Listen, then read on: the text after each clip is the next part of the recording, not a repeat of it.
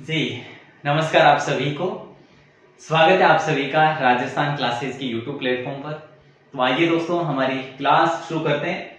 आप सभी को विदित है अभी वर्तमान में हमारी क्लासेस चल रही है राजस्थान कला संस्कृति की। कला संस्कृति में डेली हम परीक्षा उपयोगी प्रश्नों पर डिस्कस करते हैं और ये परीक्षा उपयोगी जो प्रश्न है ये अक्सर पुराने परीक्षाओं में पूछे गए प्रश्न है। तो आप सभी पेशेंस बनाकर हमारे साथ जुड़े रहें। डेली रात को 9 से 9:30 के बीच में आपके लिए क्लास अपलोड होती है। 9 से 9:30 के बीच में एक क्लास में आपको दे ही देता हूं, तो उसको आप अच्छे से पढ़ें। मेरा यही कहना है, अगर आप क्लास को कंप्लीट देखते हैं तो वास्तव में यही क्लासेस आपके एग्जाम के रूप में काम आने वाली है।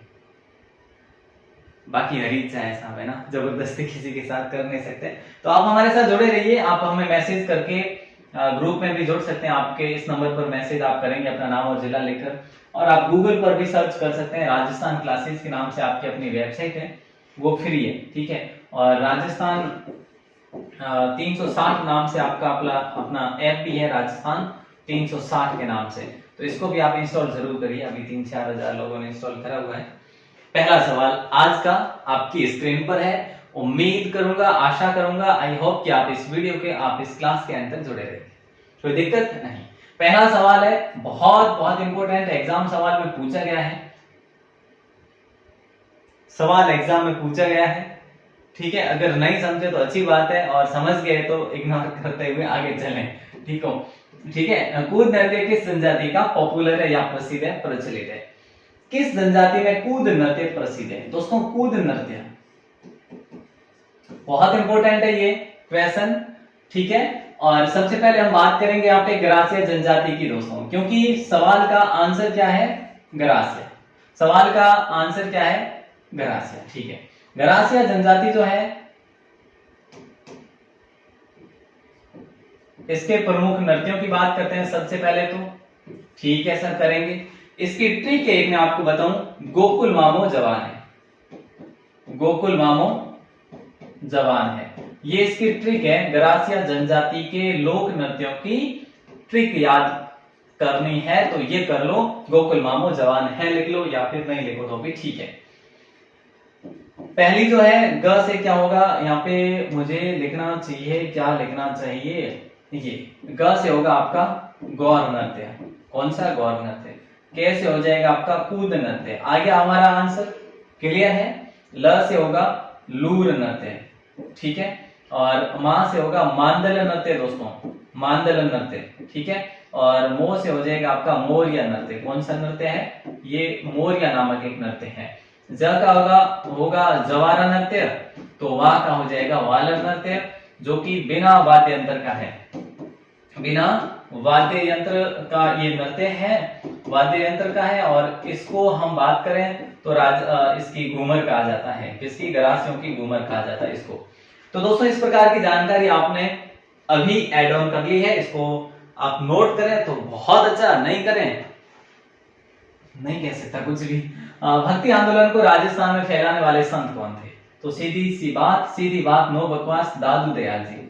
दोस्तों दादू जी को राजस्थान का कबीर कहा जाता है। दादू जी को राजस्थान का कबीर कहा जाता है। इसमें कोई शक हो तो बताओ। आप याद करेंगे आप इसको, क्योंकि बहुत महत्वपूर्ण है, कई बार एग्जाम में सवाल पूछा गया। दादू जी की बात करें दोस्तों, दादू जी ने पंथ की स्थापना कब करी? तो याद रखना, पंथ की स्थापना की थी, दादू पंथ की स्थापना, दादू जी ने दादू पंथ की स्थापना करी थी 1574 में। याद रखेंगे, बहुत इंपॉर्टेंट सवाल है, एग्जाम में पूछा जा सकता है। इनकी प्रमुख पीठ की बात करें कि सर इनकी जो प्रमुख पीठ है दादू पंथ की, वो कहाँ पे है? तो ऐसा सवाल अगर बन जाए तो आप बेशक करेंगे। दादू जी की प्रमुख पीठ है नरेना आपका पड़ता है जयपुर में। और यही हम बात करें, जयपुर में एक भैराना नामक पहाड़ी है, भैराना नामक, ठीक है, भैराना पहाड़ी। यहाँ पे आज भी दादू जी के तुमड़े वगैरह है, वो यहाँ पे रखे हुए हैं, जो दर्शन करने जाते हैं वैसे अक्सर भक्त लोग, ठीक है। तो ये चीजें आपने कर ली। अब बात करते हैं 52 शिष्य दादू जी के। 52 शिष्यों को क्या कहा गया? 52 शिष्यों को 52 स्तंभ कहा गया, 52 स्तंभ कहा गया, ठीक है। 52 स्तंभ, वो तो ठीक बात है। अब यहाँ पे एक सवाल और बन जाता है कि दादू जी ने मुख्य रूप से 4 उप शाखाएं दादू जी ने बनाई नहीं, शिष्यों ने बनाई थी। उप शाखाएं जैसे सुंदरदास जी, ये गरीबदास जी वगैरह, ये इन्होंने मिलके एक तो थी विरक्त, ठीक है, एक थी खाकी, एक थी खालसा और एक थी आपके नागर। नागर की स्थापना सुंदरदास जी ने करी थी, ठीक है। तो ये चीजें आपको याद रखनी है दोस्तों, बहुत महत्वपूर्ण सवाल जिसका हमने डिस्क्रिप्टिव मोड में देखा है, उसको आप नोट भी करना चाहो तो कर सकते हैं, मैं थोड़ा सा हट जाऊं, है ना, आपने देख लिया सारी चीजें। अब हम बात करते हैं, वैसे दादू जी के मुख्य शिष्यों की बात करें, गरीबदास जी, मिस्किनदास जी और सुंदरदास जी थे। निम्न में से असुमेलित कौन सा है? लोकगीत संबंधित क्षेत्र देर का है। पीपली नामक लोकगीत जो है ना, ये शेखावाटी और मारवाड़ क्षेत्र में पॉपुलर है। बहुत महत्वपूर्ण सवाल भी है, इसको आपने लॉक कर दिया। गुडला नामक जो लोकगीत है, ये लोकगीत आपका जयपुर जोधपुर से संबंधित है, ये भी महत्वपूर्ण सवाल है, हो गया। ये आपका कांग्रेसियो जो है एक प्रकार का लोकगीत है। पश्चिमी राजस्थान जब समय होगा, लंबी कोई क्लास होगी तो आपको कांग्रेसियो लोकगीत जरूर सुनाएंगे। ये भी हिचकी दोस्तों मारवाड़ का नहीं, हालांकि आपको कई किताबों मारवाड़ में देखने को मिल जाएगा, पर हिचकी जो आपका लोकगीत है ना, ये मेवात क्षेत्र का है। कहाँ का है? मेवात क्षेत्र का है। और अक्सर इसमें भी मुख्य रूप से अलवर का पॉपुलर है हिचकी, है ना, तो इसको याद रख लेंगे। और अगला सवाल आपकी स्क्रीन पर है, कौन सी चित्र शैली में पंचतंत्र चित्रांकन के लिए जानी जाती है? कौन सी चित्रकला शैली, ठीक है, पंचतंत्र चित्रांकन के रूप में जानी जाती है? तो वो है आपकी मारवाड़। पंचतंत्र दोस्तों, पंचतंत्र यहाँ का चित्र है। यहाँ के और भी बहुत सारे चित्र हैं, वैसे आप सभी को पता होगा, जैसे ढोला मरवड़ है ना, ये भी चित्रण यहाँ का है। और भी जैसे चित्रण की बात करें तो काफी सारे जैसे चित्र हैं, वो मैं आपको आगे बताऊंगा, ठीक है, आगे क्वेश्चन आ जाएगा। वैसे चलिए, निम्न में ऐसे सुमेलित नहीं है, वाद्यंत्र और जनजाति, यानी कि जाति, कौन सी जाति किस वाद्यंत्र का प्रयोग करती है, ऐसा सवाल आपसे पूछा जा रहा है। सारंगी का प्रयोग लंगा जाति करती है, बिल्कुल सही बात है। पुंगी जाति का प्रयोग कालबेलिया लोग करते हैं, बिल्कुल सही बात है, ठीक है। और पुंगी जाति का प्रयोग जोगी लोग भी करते हैं। वैसे कामाचा का प्रयोग गुर्जर जाति नहीं करती, ये गलत है, ठीक है। और रावणहत्या का प्रयोग गोपे करते हैं, ये सही बात है। तो कामाचा का प्रयोग कौन करते हैं भैया? कामाचा का प्रयोग कौन करते हैं? तो कामाचा वाद्य यंत्र का प्रयोग दोस्तों कौन करते हैं, ये आपको बताना है, बताइए। बोले सर कामाचा वाद्य यंत्र का प्रयोग जो है मांगणियार जाति मुख्य रूप से करती है, मांगणियार जाति। और मांगणियार जाति अक्सर आपको कहां पर देखने को मिलती है? मांगणियार जाति अक्सर आपको कहां पर देखने को मिलती है? ये अधिक रूप से देखने को मिलती है तो वो बाड़मेर और जैसलमेर में मिली। निम्न में से असुमेलित प्रश्न जो है काफी लेवल के ही है, अगर देखा जाए तो वाद्य यंत्र और प्रख्यात कलाकार, भगपंग के कलाकार जरूर खान है, ये सही बात है। नड़ के कलाकार कर्णा भील है, ये भी सही बात है। देखो आंसर देना है आपको, साथ साथ में आप है ना आंसर कमेंट सेक्शन में भर दिया करो आंसर से, है ना। अगर आप कंप्लीट क्लास को देखते हैं तो, नहीं देखते हैं तो फिर मर्जी रावड़ी, ऐसा मैं जबरदस्ती तो दिखा नहीं सकूं। फोन आप रो है, डाटा आप रो है, यानी फोन में रिचार्ज आप खुद करायो है, अंगुली आप भी हाल लिए, मैं तो ठीक रिकॉर्ड करना अपने जैसे को क्लास, बाकी आगे चाहे नहीं।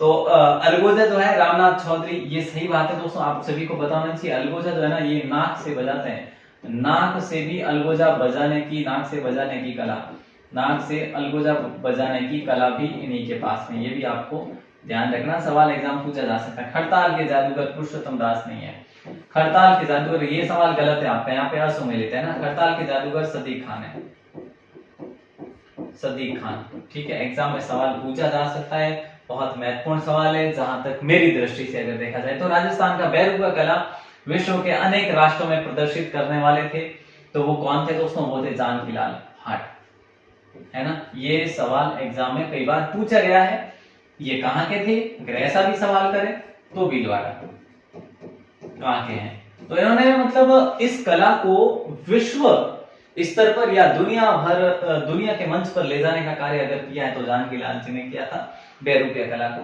जो कि आज काफी सारी विस्तृत है। अगला सवाल है, किस कलाकार ने गोपीचंद तथा हीर रांझा तमाशा प्रारंभ किया था? बताइए दोस्तों, किस कलाकार ने गोपीचंद एवं हीर रांझा तमाशा प्रारंभ किया था? तो ये किया था वासुदेव जी भट्ट ने। ये वैसे जयपुर ध्रुपद शैली भी इसमें शामिल है, ठीक है, तमाशे में। आगे बढ़ते हैं, अगले सवाल को देखते हैं। तो यहाँ पे आपने कर दिया ऑप्शन बी को। श्रीलाल जोशी किस कला से संबंधित है? इनको वैसे पुरस्कार भी मिला हुआ है। श्रीलाल जोशी जो है ये किससे संबंध रखते हैं दोस्तों? बताइए क्या होगा राइट आंसर? रमत होगा, स्वांग होगा या फड़ होगा? आप कहेंगे सर फड़ होगा, ऑप्शन ए को लॉक करेंगे। इनका संबंध जो है मुख्य रूप से शाहपुरा से है, ठीक है। शाहपुरा वही जो अभी नवीनतम जिला बना है ना, नवीनतम जिला बना है, इसके बारे में भी आपको जानकारी रखनी होगी। नेक्स्ट सवाल देखिए, बहुत अच्छा सवाल है। राज्य के जिस क्षेत्र में नौटंकी सर्वाधिक लोकप्रिय है ना, वो कौन सा है? नौटंकी सर्वाधिक कहां पे लोकप्रिय है? तो दोस्तों ये भी सवाल इंपोर्टेंट है, ठीक है, और ये सवाल एग्जाम में पूछा गया है। मुख्य रूप से नौटंकी जो आपके भरतपुर साइड की पॉपुलर है। कहां की है? भरतपुर साइड की। और शुरुआत भी भरतपुर से ही, मतलब शुरू से ही भरतपुर से इसका प्रचलन रहा है, और अब भी अधिक प्रचलन जो है पूर्वी साइड में ही है नौटंकी कला का। नेक्स्ट सवाल है, चार बेत जो राजस्थान की प्रचलित लोक गायन शैलियों में से एक है, इनमें से किस वाद्य यंत्र को प्रयोग में लिया जाता है? यानी कि चार बेत में किस वाद्य यंत्र का प्रयोग किया जाता है? चार बेत एक क्या है? लोक गायन की कला है, लोक गायन की कला है, और इसमें किस वाद्य यंत्र का प्रयोग किया जाता है? तो दोस्तों यहाँ पे आपको याद रखना है ढपली का प्रयोग किया जाता है। किसका किया जाता है? ढपली का। नेक्स्ट सवाल देखिए, नाथू मुराद रामलाल अली रजा चित्रकारों का संबंध किस चित्रकला शैली से है? तो बताइए दोस्तों राइट आंसर क्या होगा? ये बहुत इंपॉर्टेंट सवाल है, बताइए क्या होगा राइट आंसर? नाथू मुराद रामलाल अली रजा, ठीक है। तो हम करेंगे ऑप्शन बी को लॉक, बीकानेर शैली। वैसे आप सभी को यह भी विदित होना चाहिए भाई कि बीकानेर जो शैली है, बीकानेर चित्रकला शैली किसके समय स्वर्ण काल के रूप में उभरी थी? बीकानेर चित्रकला शैली तो याद रखना अनूप सिंह के समय में, अनूप सिंह के समय, इनके समय चित्रकार भी बहुत हुए। तो इनके समय जो है हम कहें तो दरबारी कवि भी बहुत हुए, इनके पास विशेषज्ञ भी थे, है ना, लोक कवि के रूप में भी जो है इनके पास दरबारी कवि थे, ठीक है। तो अब हम आगे बढ़ते हैं, अगले सवाल को देखें, लेकिन उससे पहले एक ये भी हमने देखा ना, हाँ ये देख लिया, ठीक है। और चार बेत जो है ना दोस्तों, वैसे आप सभी को बताओ तो भूरीलाल नामक व्यक्ति जो है, भूरीलाल जी चार बेत में ये मुख्य रूप से कलाकार है। और यहीं पे हम बात करें तो ये कहाँ के? डीग निवासी है, डीग निवासी भूरीलाल जी इसमें निपुण है भाई, ये भी याद रखना, एग्जाम में सवाल पूछा जा सकता है। अगला सवाल है, सुप्रसिद्ध काया बेली ग्रंथ की रचना किसने करी थी? आपको बताना है सुप्रसिद्ध काया बेली ग्रंथ की रचना किसने की थी। तो देखिए ये सवाल बहुत इंपॉर्टेंट है, और मैं आपको बताऊं तो अभी हमने इस प्रश्न के आंसर की व्याख्या पहले भी कर रखी है, दादू दयाल जी। एक और है जिसका नाम है नाममाला, ठीक है, हाँ, काया बेली हो गया, और नाममाला। एक और चीज आपको बताना भूल ही गया कि ये जो दादू जी ने मुख्य रूप से जो भी अपने ग्रंथ लिखे ना, वो सारे के सारे ढूंढाड़ी भाषा में लिखे, तो ये भी आपको याद रखना है, ये कई बार एग्जाम में सवाल पूछा भी गया है। और दादू जी के मैंने आपको बताया खाकी, खालसा, है ना, और विरक्त, ठीक है, ये जो नागा है ना, ये जो है ना, ये सारे के सारे उपशाखाएं हैं, तो ये भी आप याद रखना। अगला सवाल देखिए कि ये क्या हो गया, चलिए इसको रहने देते हैं, अपन आगे बढ़ते हैं। अगला सवाल है, निम्न में से कौन सा राजस्थान में भवाई नृत्य से संबंधित है? देखिए दोस्तों, भवाई नृत्य की बात करें तो इसमें देखो फल्गुबाई तो छरी नृत्य से संबंधित है, जो कि किशनगढ़ की है ना, सही है सर। तो शांति देवी भी नहीं होगा, कृष्णा व्यास चंगाणी आपका राइट आंसर हो जाएगा। मांगी बाई जो है ये हम बात करें तो मांगणियार जो है ना। तो ये आपका लंगा गाय थी, सॉरी लंगा गाय थी। तो आपका राइट आंसर था ऑप्शन सी। कौन सा सुशील वाद्य नहीं है? देखिए सुशील वाद्य हम किसे कहते हैं? जो मुंह से फूंक देकर बजाए जाते हैं, मुंह से फूंक देकर बजाए जाने वाले वाद्य, देकर बजाए जाने वाले वाद्य यंत्र को सुशील वाद्य कहते हैं। इसमें आपका राइट आंसर होगा सतारा है, जैसे है ना, मोरचंग भी है, मुरली भी है, लेकिन सुरमंडल। तो देखिए दोस्तों यहाँ पे हम बात करें तो सुरमंडल जो है आपका सही आंसर हो जाएगा, ठीक है, क्योंकि सुरमंडल जो है ना आपका ये है जो तत्वाद्य है, ठीक है। नेक्स्ट सवाल की तरफ रुख करें तो नेक्स्ट सवाल है मंदिरों और राजाओं के महलों के मुख्य द्वार पर बजाए जाने वाले वाद्य यंत्र को क्या कहा जाता था? तो यहाँ पे आपका राइट आंसर हो जाएगा नौबत, है ना। नौबत को लॉक करेंगे दोस्तों। नौबत जो है ये बड़े वाद्य यंत्रों में से एक है और मंदिरों और राजाओं के महलों में इसका प्रयोग किया जाता था। अगला सवाल है मेरे में से कौन सा युग्म सही नहीं है? वाद्य यंत्र है ना, और सही कौन सा नहीं है बताओ? देखो खड़ताल जो है ना, खड़ताल घन वाद्य है, कोई दिक्कत नहीं, सही बात है। रबाब या रबाब ये घन वाद्य नहीं है, ये गलत बात है। बांकिया सुशील वाद्य फूंक देकर बजाया जाता है, डेरू अवनद्य वाद्य है, ये सही बात है। तो रबाब कैसा है दोस्तों? रबाब आपका तत्वाद्य है, याद रखना, ठीक है, इंपोर्टेंट सवाल भी है। और अगला सवाल देखते हैं। अगला सवाल है कि पश्चिमी राजस्थान में उद्योग हस्तशिल्प उत्सव 2020 का आयोजन कहां हुआ था? और ये जनवरी महीने में हुआ था दोस्तों, याद रखना, जनवरी 2020 में हुआ था। और कहां हुआ था ये भी आपको याद रखना है, जोधपुर में हुआ था, ठीक है। तो जोधपुर जो है आपका राइट आंसर होगा ऑप्शन बी। बहुत बढ़िया। अगला सवाल है मुहर्रम के अवसर पर प्रयोग में लिया जाने वाला प्रसिद्ध वाद्य यंत्र कौन सा है? और ये सवाल एग्जाम में पूछा गया है। अब कौन से में ये मत पूछना, लेकिन पूछा गया है मुहर्रम के अवसर पर ताशा वाद्य यंत्र का प्रयोग किया जाता है। और ताशा जो है ना ये आपका मुख्य रूप से मुस्लिम वाद्य यंत्र है, ठीक है। एग्जाम में सवाल पूछा भी गया है, हो सकता है पूछा भी जाए नेक्स्ट वीक, आप याद रखेंगे, भूलेंगे नहीं। अगला सवाल है तारपी वाद्य यंत्र का प्रयोग मुख्य रूप से किस जाति के द्वारा किया जाता है? तारपी, है ना, एक पावरी, पावरी भी एक प्रकार का वाद्य यंत्र है, कथोड़ियों का है दोस्तों। ऑप्शन ए आपका लॉक होगा, इसको लॉक करा जाए, है ना।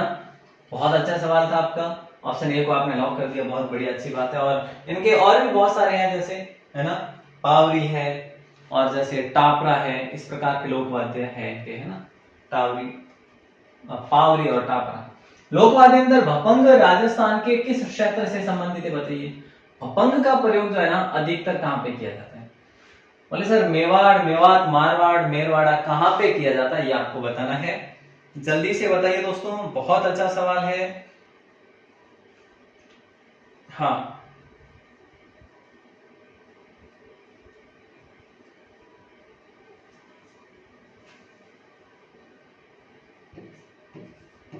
ऑप्शन ए को लॉक करेंगे। भपंग का प्रयोग जो है मेवात साइड में किया जाता है। मीरा द्वारा पूजित गिरधर गोपाल की एक प्रतिमा किस मंदिर में स्थापित है? जगत शिरोमणि भगवान कृष्ण की प्रतिमा है दोस्तों।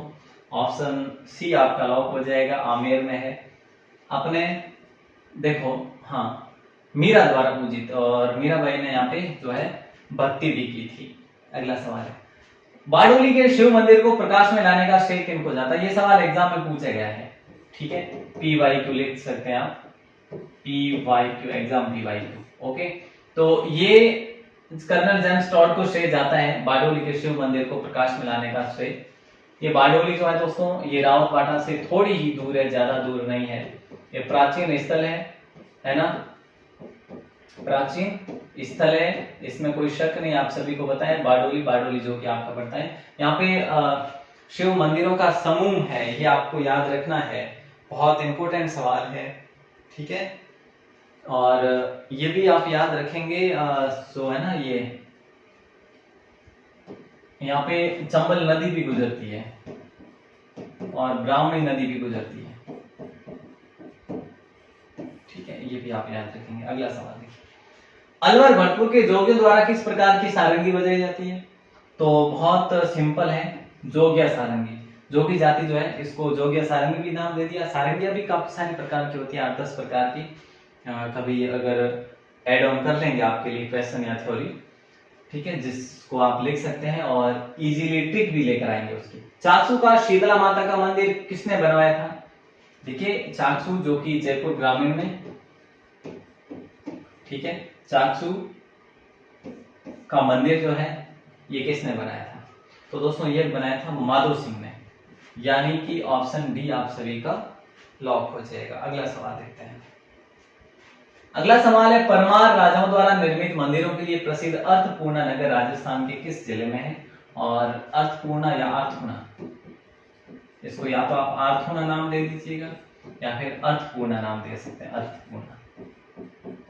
ठीक है, तो ये जो है ना, ये कहां पे है और किसके द्वारा निर्मित है? तो परमार कालीन है, परमार राजाओं द्वारा निर्मित है, परमार कालीन कह सकते हैं आप। ठीक है, और ये बांसवाड़ा में स्थित है। उस समय राजधानी हुआ करती थी परमारों की, ये राजधानी, ठीक है, परमारों की राजधानी हुआ करती थी उस समय अर्थपूर्णा। बहुत प्राचीन जगह ये। अगला सवाल जो कि बहुत इंपॉर्टेंट है और एग्जाम में सवाल नहीं पूछा जाए जरूरी नहीं, लेकिन याद रखना, किस जिले को 7 बहनों के नाम से भी प्रसिद्ध? 7 जिले, किस जिले में 7 बहनों के नाम से पॉपुलर 7 जिले हैं? एक झील है आपकी पिचोला झील,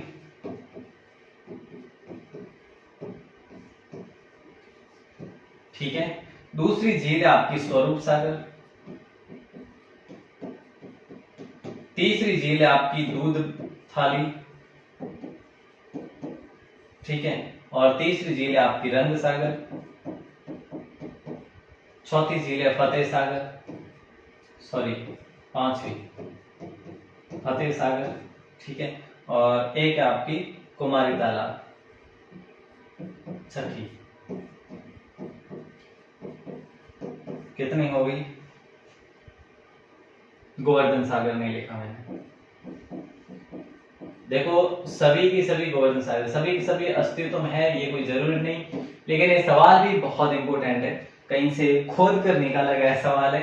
पिचोला झील, स्वरूप सागर, दूध थाली, रंग सागर, है ना, गोवर्धन सागर, कुमारी तालाब और फतेह सागर, ये सारी के सारी झीलें जो है ना, ये कहाँ पे? उदयपुर में, और 7 बहनों के नाम से इसको जाना जाता है। हालांकि आप सभी को यह भी पता है, इसको झीलों की नगरी कहा जाता है, लेक ऑफ सिटी। झीलों की नगरी किसे कहा जाता है? उदयपुर को ही कहा जाता है, ठीक है, तो ये तो आप सभी को पता है। और उदयपुर को क्या कहा जाता है? बोले सर, व्हाइट सिटी कहा जाता है उदयपुर को। व्हाइट सिटी किसको? उदयपुर को कहा जाता है, ठीक है। फाउंटेन शहर भी उदयपुर को ही कहा जाता है। खैर, सही बात है, चलिए आगे बढ़ते हैं। ये आपका नेक्स्ट सवाल, लास्ट सवाल, 7 सहेलियों का मंदिर जो कि झालरापाटन में स्थित है, निर्माण किसने करवाया? बस इतना सा आप आंसर दे दो और फिर हम ये कह सकते हैं कि आपने आज की क्लास को सफलतापूर्वक पूर्ण कर लिया है, ठीक है। तो यहाँ पे आपका राइट आंसर होगा 7 सहेलियों का मंदिर जो कि झालरापाटन में स्थित है, उसका निर्माण कराया था नागभट्ट द्वितीय ने करवाया था दोस्तों। और हम बात करें, इसको कर्नल जेम्स टॉड ने 4 भुजा का मंदिर भी कहा था, ठीक है, 4 भुजा जी का मंदिर, 4 भुजा मंदिर किसने कहा था? कर्नल जेम्स टॉड ने कहा था। ये मंदिर है आपके नागभट्ट द्वितीय के समय का, 10वीं सदी का लगभग,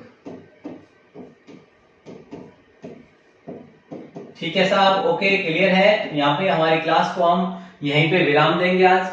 आपसे निवेदन रहेगा, आप इस क्लास के अगर एंड तक जुड़े रहे हैं तो वास्तव में आपको ये काम करना तो बनता है। देखो, आप अगर ग्रुप में ज्वाइन होना चाहते हैं तो आप हमें इस नंबर पर मैसेज कर सकते हैं, ठीक है। इसी वेबसाइट पर आपको पीडीएफ मिल जाएगी, ये आपकी वेबसाइट है rajasthanclasses.in करके, आपको पीडीएफ मिलेगी। यहाँ पे सर्च करेंगे अगर गूगल पर तो, और आप राजस्थान 360 ऐप को भी इंस्टॉल कर सकते हैं, राजस्थान 360 एप्लीकेशन को भी इंस्टॉल कर सकते हैं। यहाँ पे आपको लगभग 11 से लेकर 99 तक कोर्स मिलते हैं, जो आपको बेस्ट लगे, पीडीएफ फॉर्मेट में कोर्स है, अब ले सकते हैं। अभी तो देखो कोई वैसे ऐसा मेरा उद्देश्य नहीं कि मैं आपको ऐप में क्लास दूं, लेकिन जैसे ही एक बार ये चुनाव हो जाए और सरकार बन जाए, ठीक है, कोई सी भी सरकार बन जाए, इसमें हमें कोई ऐसा है नहीं, उसके बाद हमें थोड़ा सा एक वे मिल जाएगा कि आपकी परीक्षा कौन सी नजदीक आ सकती है, मतलब कौन सी परीक्षा अभी होने की संभावना है, तो उस हिसाब से आपको उस अकॉर्डिंग ही मैटर दे, यानी अध्ययन सामग्री दे, ताकि वो ठीक रहे। बाकी देखो, ये तो हमारी क्लास हो रही है, ये तो आपके रीट लेवल तक तो हो ही रही है, इसमें कोई संदेह नहीं। अगर आप नहीं ही पढ़ना चाहे तो अलग बात है, बाकी रीट लेवल तक आपके लिए क्लास हो रही है। और हम बात करें तो रीट लेवल मतलब नीचे 10वीं से लेकर रीट तक, शिक्षक भर्ती परीक्षाओं तक। अब देखो आरएस वगैरह है, उस प्रकार के हो सकता है, थोड़ा कंटेंट और अलग बन जाता है। हालांकि जीके लगभग कॉमन ही आता है यार, पढ़ते रहो बस, आप तो बिंदास हमारे साथ जुड़े रहिएगा। ऑल द बेस्ट आप सभी को, और मिलते हैं अगली क्लास में। तब तक के लिए शुक्रिया। जय हिंद, वंदे मातरम।